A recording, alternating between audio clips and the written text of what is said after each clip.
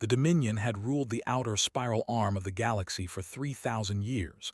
Their ships were large and powerful, their armies numbered in the billions. They had conquered 47 species and absorbed them into their empire. Some races served as workers, others became soldiers. A few were kept as pets for the amusement of nobles. This was the way of the galaxy. The strong took what they wanted. The weak suffered and obeyed. High Commander stood on the bridge of his flagship, the Eternal Conqueror. He was tall for a nearly 8 feet, with gray-blue skin and 4 arms that ended in clawed hands. His eyes were black pools that had seen countless worlds burn. He had led the conquest of 11 species himself. Each victory had been easier than the last. The galaxy was full of soft creatures who did not know how to fight. But now there was something new. A species called humans had appeared at the edge of space.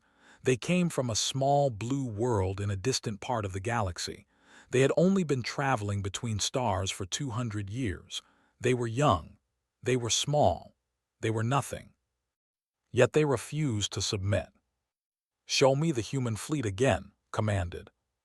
The holographic display flickered to life. It showed a formation of ships gathered near a human colony world called New Athens. The ships were smaller than vessels. Their design was simple and functional. There were perhaps 300 of them, arranged in defensive positions around the planet. "This is their Armada," said Intelligence Officer. He was smaller than, with nervous movements and quick eyes. "Our spies report that this is the main battle fleet of the human government. They call it the United Earth Defense Force." Made a sound of contempt. 300 ships. We brought 2,000 to crush them. This will not even be a battle. It will be an execution. "They have refused all demands for surrender," said. "Their leader, Admiral Sarah, has stated that humanity will never kneel to any alien power. She claims they would rather die fighting than live as slaves." "Then they will get their wish," said. "Prepare the fleet for attack. We will destroy their armada and then burn their colony. After that, we will proceed to there and finish the conquest. Within one cycle, humanity will be just another servant race of the Dominion." The order went out across the fleet. 2,000 warships powered up their weapons. Soldiers prepared for landing operations. Everyone expected an easy victory. The humans were outnumbered more than 6 to 1. They had no allies. They had no experience fighting a galactic power. This would be over quickly. On the bridge of the human flagship, the UES Defiant, Admiral Sarah watched the enemy fleet approach. She was 62 years old, with gray hair cut short and sharp eyes that missed nothing. She had served in the fleet for 40 years. She had fought pirates, rebels, and 2 minor alien species that had tested humanity's borders, but she had never faced anything like this. 2,000 ships confirmed," said her tactical officer, Commander James Park. "They're forming attack formations. Estimated time to weapons range, 20 minutes. Nodded slowly. She felt no fear. Fear was a luxury she could not afford. Her crew was watching her. The entire human fleet was watching her. They needed to see strength.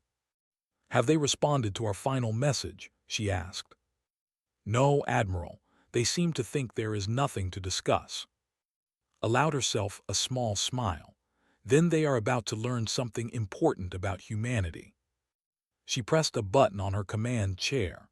Her voice went out to every ship in the fleet. "All hands, this is Admiral. The enemy approaches. They see 300 ships. They think we are weak.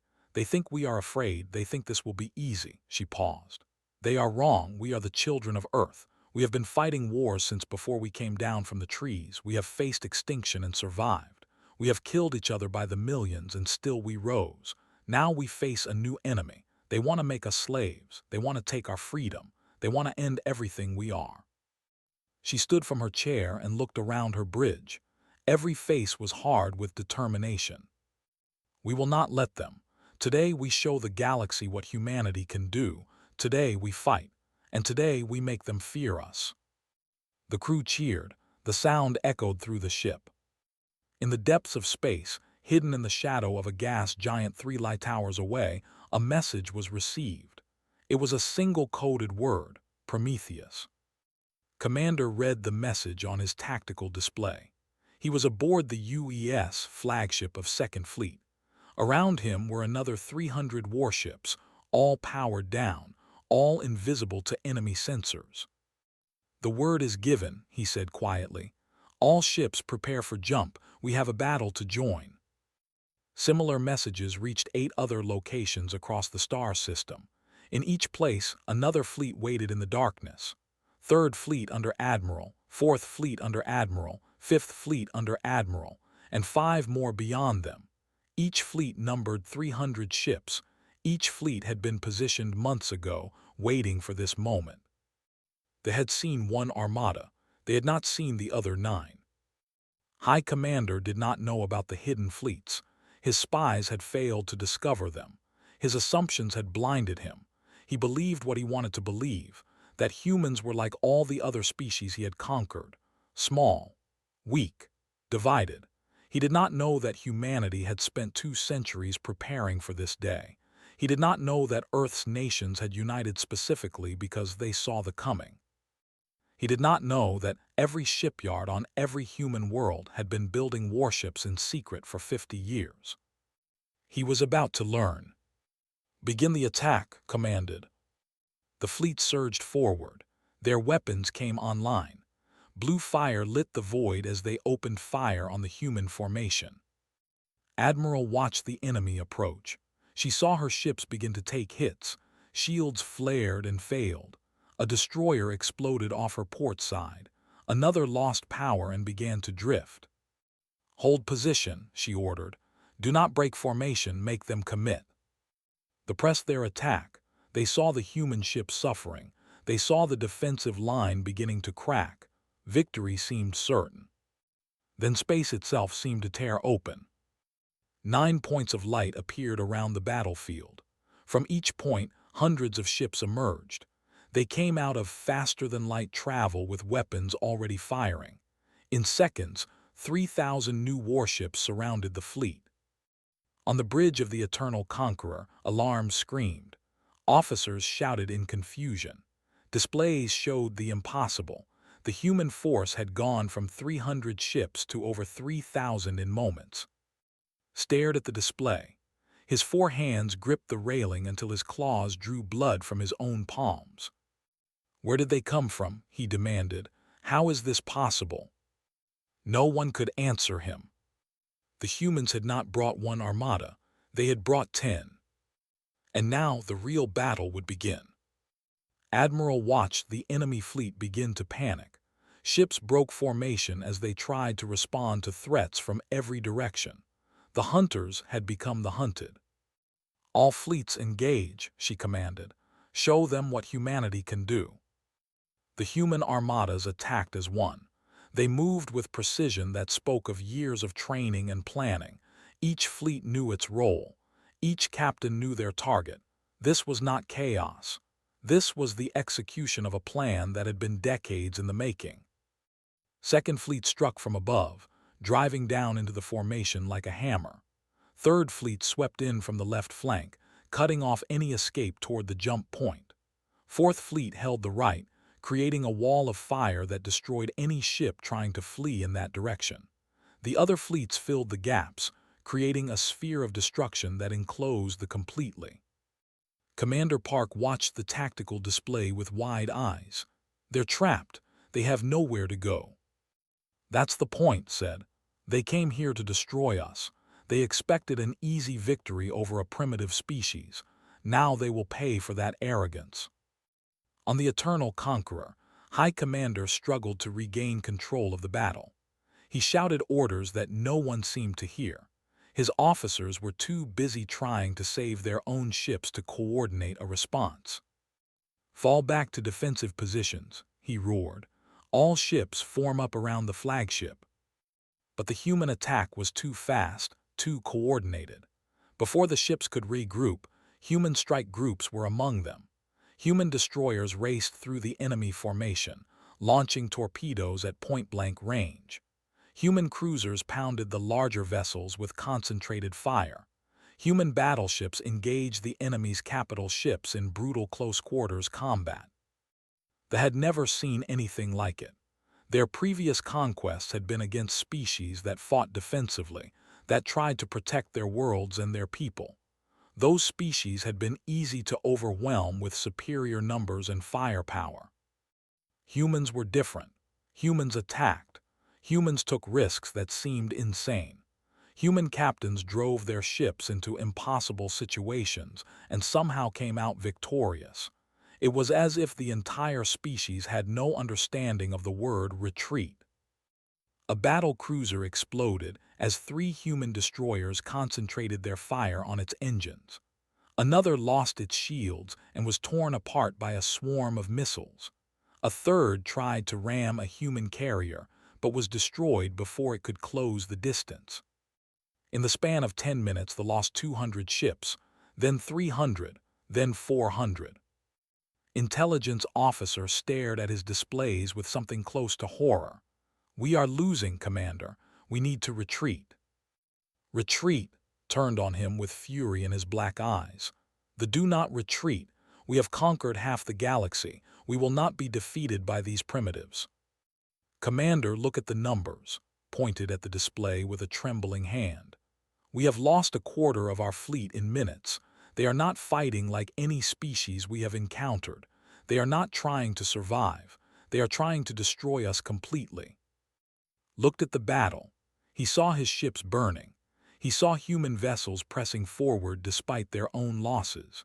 He saw a destroyer with half its hull torn away still firing its weapons until the moment it exploded. For the first time in his long career, he felt something cold in his chest. It took him a moment to recognize it. "Fear." "How?" he whispered. "How do they fight like this?" Across the void, on the Defiant, Admiral could have answered his question.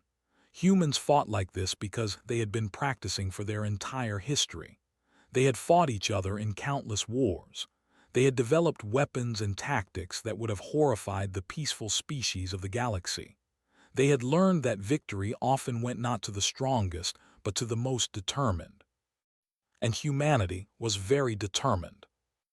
"Admiral," Commander Park said, "we're receiving a transmission from the enemy flagship.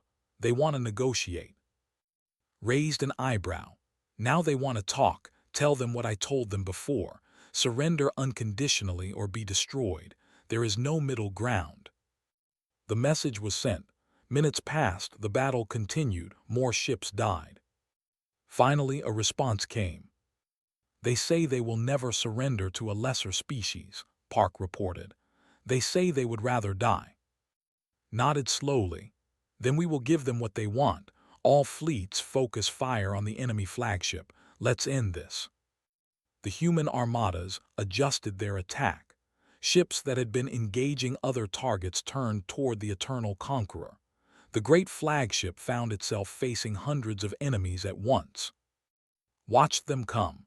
His ship's shields were failing. His weapons were running low on ammunition. Half his crew was dead or wounded, but still he refused to surrender. "We are the Dominion," he said to his bridge crew. "We do not kneel." A human missile struck the bridge. Fire and vacuum rushed in, felt himself being pulled toward the breach. His last sight was the stars, cold and uncaring as darkness took him. The eternal conqueror broke apart, its debris scattered across the battlefield. With their flagship gone and their commander dead, the remaining ships lost all coordination. Some tried to flee and were destroyed. Some tried to surrender and were accepted. Others kept fighting until they were burned out of space. The battle lasted 6 hours. When it was over, more than 1,800 warships had been destroyed. Another 100 had surrendered. The rest had escaped through the jump point, racing back to Dominion space with tales of the disaster. The human fleets had lost 400 ships. Over 60,000 men and women had died. It was the bloodiest day in human military history. It was also the day everything changed. Admiral stood on the bridge of the Defiant and looked at the field of debris that had once been an enemy armada. She felt no joy in the victory. Too many of her people had died, but she felt something else: pride and hope. "Send a message to Earth," she said. "Tell them the first battle is won. Tell them the Dominion is not invincible, and tell them to prepare for what comes next." Because this was only the beginning. The news of the Battle of New Athens spread across the galaxy like wildfire. For 3,000 years, no one had defeated the Dominion in open combat. Species had hidden from them, run from them, surrendered to them. No one had stood and fought and won. Until now. On the Dominion of Prime, the Supreme Council gathered in their great hall. The 17 members of the council ruled an empire of 47 conquered species and hundreds of worlds. They had never faced a crisis like this. Supreme Lord sat at the head of the table. He was old, even by standards, and his gray skin had faded to almost white. But his mind was still sharp, and his authority was absolute. "Tell me what happened," he commanded. Admiral stood before the council. He was one of the few high-ranking officers to survive the battle. His ship had been among those that escaped through the jump point. "We were deceived, Supreme Lord. Our intelligence told us the humans had only one armada of 300 ships. We brought 2,000 ships, expecting an easy victory. But the humans had hidden 9 additional fleets in the system. When we engaged their visible force, the hidden fleets emerged and surrounded us." "Surrounded?" Lord leaned forward. "You outnumbered them at the start. How could they surround you?" "They did not outnumber us at the start, Supreme Lord. They outnumbered us when their full force was revealed. They had over 3,000 ships in that system, more than we brought. And they fought," paused, searching for words. "They fought like nothing we have ever seen. They attacked without regard for their own losses. They took risks that should have destroyed them but somehow succeeded. They seemed to know our tactics before we used them." Counselor slammed a fist on the table. "This is impossible. The humans are a primitive species. They have been traveling between stars for only 2 centuries. How could they defeat us?" "Because we underestimated them," said a voice from the back of the room. Everyone turned. A female stepped forward. She was younger than most in the room, with darker skin and eyes that gleamed with intelligence. Her name was Scholar Nyala, and she served as the council's expert on newly contacted species. "Explain yourself," Lord commanded. Nyala bowed respectfully before speaking. "Supreme Lord, I have studied the humans for the past 50 years since we first made contact with them. I warned the council that they were different from other species we have encountered. I was ignored." "Watch your tone," Counselor warned. "My tone is the least of our concerns," Nyala replied. "The humans are unlike any species in this galaxy. They evolved on a harsh world with limited resources. They have been fighting each other for their entire existence. War is not something they learned to do. It is something they perfected over thousands of years." She activated a holographic display. Images appeared showing human history, ancient battles with swords and spears, massive conflicts with guns and tanks, nuclear explosions, space battles. In just the last 500 years of their history, humans have fought over 600 wars against each other. They have killed hundreds of millions of their own kind. They have developed weapons capable of destroying their entire planet. And they have done all of this while divided into competing nations that could barely cooperate. The council members stared at the images in disbelief. "Now imagine what they can do when they are united," Nyala continued. 50 years ago, the human nations put aside their differences because they saw us coming. They formed a unified government for the first time in their history. They built a war machine specifically designed to fight us. Every ship, every weapon, every tactic they used at New Athens was created for a single purpose: to defeat the Dominion. Lord was silent for a long moment.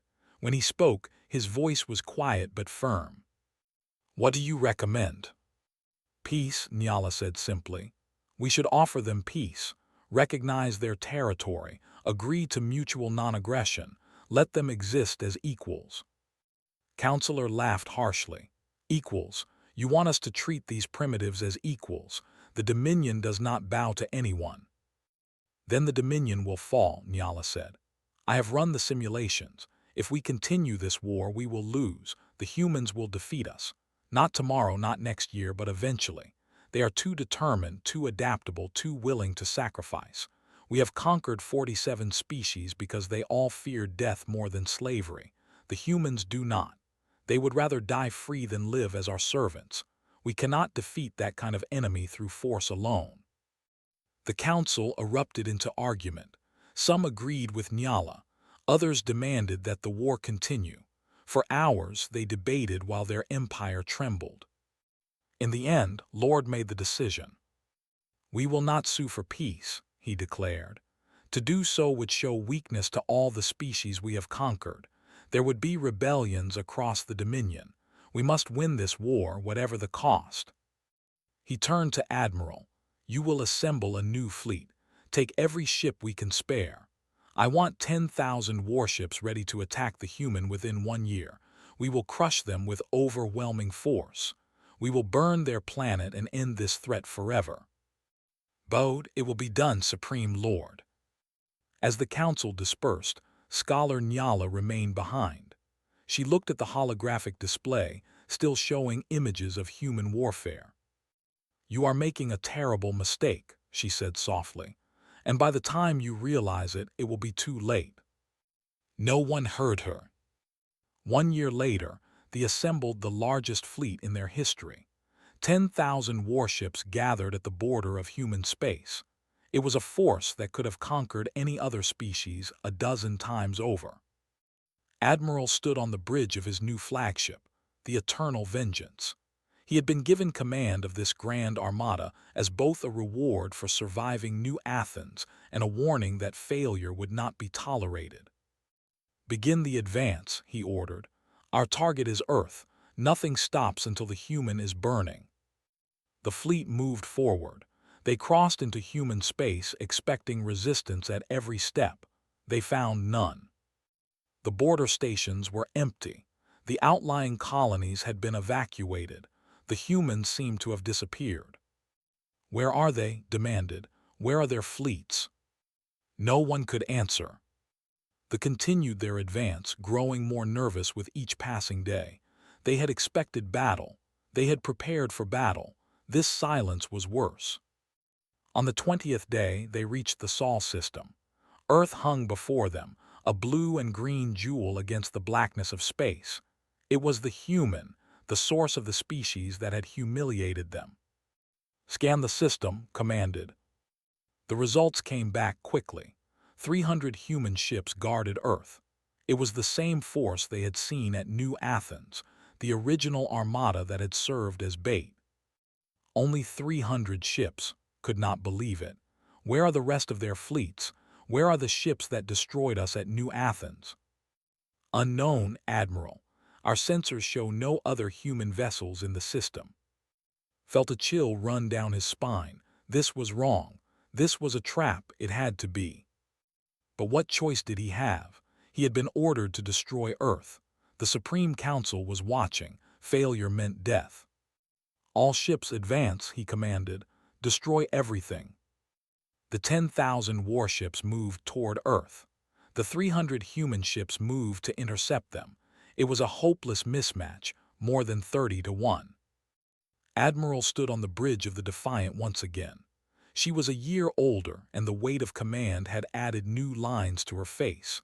But her eyes were still sharp, and her will was still iron. They're coming, Commander Park reported. All 10,000 of them.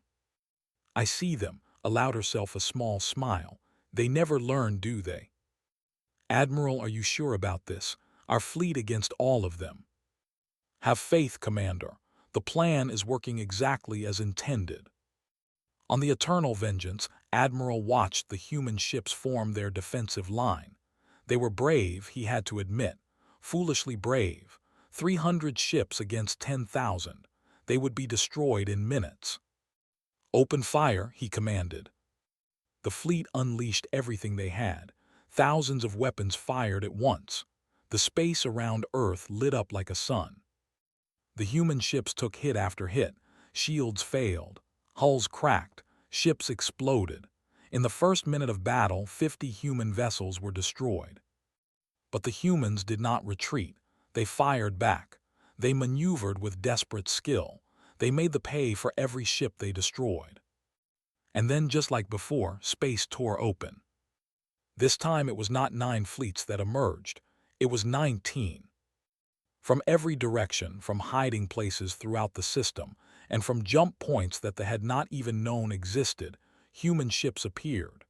They came in waves, hundreds at a time, until the count exceeded 6,000. But that was not all. Other ships appeared among the human formations.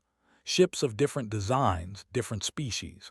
Ships that belonged to the races that had conquered. The broken chain had arrived. For a year, while they assembled their grand fleet, humanity had not been idle. They had reached out to the conquered species of the Dominion. They had promised freedom. They had provided weapons. They had organized the largest rebellion in galactic history. And now, at the moment of truth, 27 species stood together against their former masters. The combined fleet of humanity and its allies numbered over 10,000 ships, equal to the Armada. But numbers alone did not tell the story. The allies fought with the fury of those who had been enslaved for generations. They fought with the hope of those who finally saw a chance for freedom. They fought with the determination of those who had nothing left to lose. Admiral stared at the tactical display. He saw ships he recognized, ships from species the Dominion had conquered centuries ago. They were supposed to be servants. They were supposed to be broken. They were fighting against him. "This is impossible," he whispered. "No," said Scholar Nyala's voice in his memory. "This is inevitable." The Battle of Earth began. The fighting was brutal beyond anything the galaxy had ever seen. Ships died by the hundreds as the two massive fleets tore into each other. The void around Earth filled with debris and fire and the bodies of the fallen. Admiral coordinated the Allied assault from the Defiant. Despite being damaged in the opening exchange, her flagship remained at the center of the battle. She refused to withdraw to safety. Her crew needed to see her standing firm. "Third Fleet, push their left flank," she ordered. "Seventh Fleet, cover the ships. They're taking heavy fire. Eighth Fleet, I need you to punch through their center and hit their supply ships." The orders went out, and the Allied ships responded. Humanity's fleets moved with practiced precision, while their alien allies fought with desperate courage. They were a reptilian species that had been conquered 2,000 years ago. Their warriors had served as shock troops, forced to fight against their will. Now they turned their fury against their former masters. Their ships, ancient designs that they had allowed them to keep as a symbol of their submission, struck with unexpected ferocity. They were a race known for their engineering skills. For centuries, they had built and maintained the fleet. They knew every weakness, every flaw, every vulnerability. Now they exploited that knowledge, targeting critical systems with surgical precision. The Morn were a peaceful species of telepaths who had been enslaved as interrogators and administrators. They could not fight directly, but they coordinated the Allied fleet with a communication network that they could not jam or intercept. 27 species, each with their own reasons to hate the Dominion, each contributing what they could to the battle. On the Eternal Vengeance, Admiral watched his fleet crumble. His ships were still fighting, still destroying enemy vessels, but the losses were unsustainable. For every Allied ship they killed, they lost one of their own. And unlike the Allies, they had no reinforcements coming. "Order a retreat," he said finally. The words tasted like poison. "We must preserve what remains of the fleet." "Where do we retreat to, Admiral?" his tactical officer asked. "The humans and their allies are everywhere. They've blocked every jump point." Looked at the tactical display. It was true. The Allies had not just attacked the fleet, they had surrounded it. The same trap that had destroyed High Commander at New Athens had been sprung again, on a scale 100 times larger. "Then we fight until we can't fight anymore," said. We do not surrender." The battle continued for 8 more hours. They fought with the courage of the doomed, taking as many enemies with them as they could. But courage alone could not change the outcome. When it was over, fewer than 2,000 ships remained. They were surrounded, out of ammunition, their shields failing and their crews exhausted. Admiral opened a channel to the enemy fleet. "This is Admiral Sarah of the United Earth Defense Force. Your fleet is destroyed. Your empire is falling. You can continue to fight and die for nothing, or you can surrender and live. The choice is yours." For a long moment there was no response. Then Admiral's face appeared on the screen. He looked old, defeated, broken. "We accept your terms," he said. "The fleet surrenders." Nodded. "A wise choice. Your ships will be disarmed and your crews will be interned until the war is officially concluded. You will be treated fairly. We are not like you." The surrender was broadcast across the fleet and through captured communication networks to the entire Dominion. The unthinkable had happened. They had been defeated, not just in one battle, but completely, utterly, finally. On Prime, the Supreme Council received the news in silence. Lord listened to the report, his ancient face showing no emotion. When it was finished, he stood and walked to the window that overlooked his capital city. "It is over," he said. "We have lost." "We can rebuild," Counselor insisted. "We still have ships, still have soldiers." "We have nothing," interrupted. "Our subject species are rising against us on every world. Our fleet is gone. Our enemies are coming." He turned back to the council. "Scholar Nyala was right. We should have made peace when we had the chance."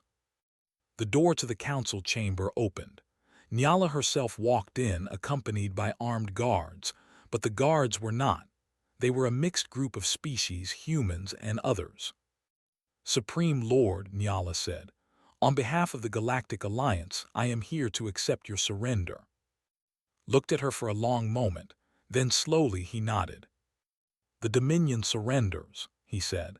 "May history record that we fell to a species we underestimated. May our successors learn from our failure." The war was over. The Dominion, which had ruled through fear for 3,000 years, had been brought down by a species that had been traveling among the stars for only 2 centuries. Humanity had won.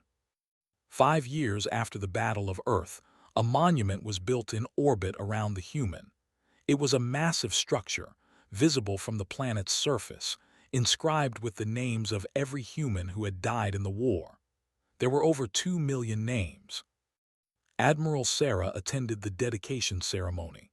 She was retired now, spending her days writing her memoirs and advising the new government. Her hair had gone fully white, but her eyes were still sharp. A reporter approached her as the ceremony concluded.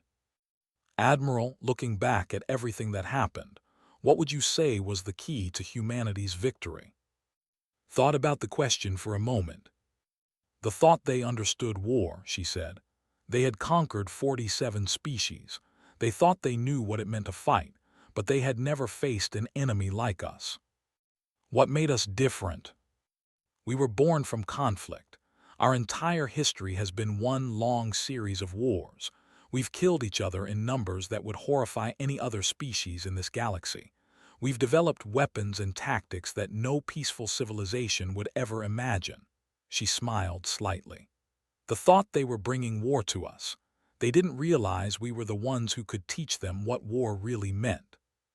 "Some people say we were lucky," the reporter continued, "that if they had not underestimated us, they might have won. Luck had nothing to do with it. We knew they would underestimate us because every species underestimates us at first. We look small, we come from a single world, we've only been in space for a couple of centuries. No one looks at us and sees a threat. That's our greatest advantage." She looked up at the monument, at the names of the fallen. "We won because we refused to accept defeat. We won because we were willing to pay any price for our freedom. And we won because when they came to destroy us with one fleet, we hit them with 10. Across the galaxy, the effects of the war were still being felt. The Dominion had been dissolved, its conquered species freed. A new galactic alliance had been formed, with humanity as one of its founding members. It was not a perfect peace. There were still conflicts, still disagreements, still challenges to overcome. But something fundamental had changed. The galaxy had learned that humanity was not a species to be trifled with. They had feared a single armada, and humanity had unleashed tenfold fury. They had come to conquer, and instead they had been destroyed. On Earth, children learned about the war in their schools. They learned about the brave men and women who had fought and died to protect their home. They learned about the alliance of species that had come together to defeat tyranny. And they learned that freedom was never free. It had to be earned, defended, and sometimes paid for in blood. In the orbital shipyards, new vessels were being built. Not warships, but exploration vessels, designed to travel to distant stars and meet new species. Humanity was looking outward now, eager to see what else the universe had to offer. But the warships were maintained. The fleets were kept ready, because humanity had learned a lesson that they would never forget. The galaxy was a dangerous place, and peace only lasted as long as you were strong enough to enforce it. Admiral died peacefully in her sleep at the age of 92. Her funeral was attended by millions, both human and alien. She was buried in Arlington National Cemetery, next to the other heroes of the war. Her tombstone bore a simple inscription. She taught the galaxy that humanity would never kneel. The stars continued to shine, new generations were born, the universe went on. And humanity went with it, no longer a young species stumbling among the stars, but a people who had earned their place in the galaxy. They had faced extinction and survived. They had faced tyranny and won. They had shown the universe what they were made of. They were human, they were free. And they would remain so forever.